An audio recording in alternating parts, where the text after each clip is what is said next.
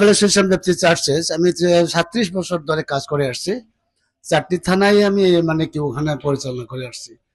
তো আমাদের উপজাতিরা মনে করে যে ইসলাম ধর্ম বাঙালিদের ধর্ম। ইসলাম ধর্ম হলো মানব ধর্ম বা মা হওয়া থেকে তো আমরা সবাই তো বৃদ্ধি পাচ্ছে, সবাই মানুষ। কিন্তু যে নকল বিষয়টা উপরে কভারটা চকচক থাকবে, ভিতরে দেখলে তো নকল হয়ে যায়। ঠিক তো বাদম থেকে নহম আলাইসালাম, ইব্রাহিম আলাইসালাম, মোসা আলাইসালাম, 350 বছর পরে ঈসা নবী যাওয়ার পরে 500 বছর পরে সাল্লাল্লাহু আলাইহি ওয়াসাল্লাম দুনিয়াতে আসছে, সেই নবী সে উম্মতে।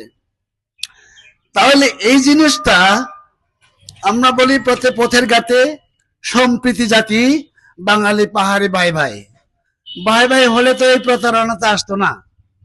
ভাই না হওয়ার কারণে তো বিরোধ হচ্ছে। আমি মনে করছিলাম যা হোক না কেন আমি মরে যেতে রাজি। তো এই পৃথিবী অতিথি হিসাবে আমরা আছি, একদিন মরে যাব।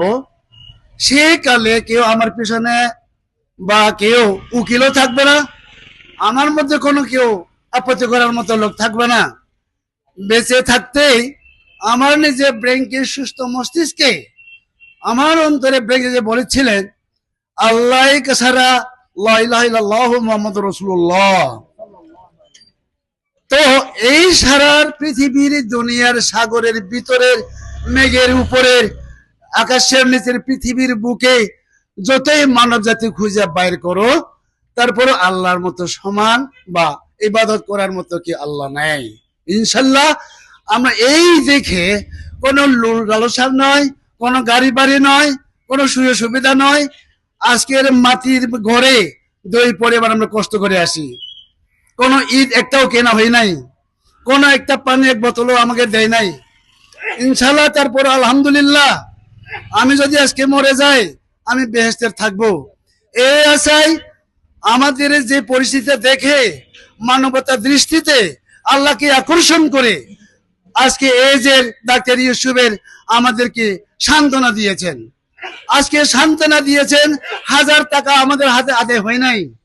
শুধুমাত্র সান্ত্বনামূলক মরণের পরের পরম যুগে বেহেশতের বেঁচে থাকবে সেই বড় আশাই নিয়ে আমরা কষ্টের মধ্যে হলেও আমরা ধৈর্য ধরতে বাধ্য। তাই আমাদের পিছনে অনেকজন পাহাড়িরা, আমি একজন 4টি থানার মধ্যে আমি পরিচালনা করছি, সবসময় মোবাইলের মাধ্যমে বলছিল যে ভাই আমরাও গেলে কি কেমন হবে।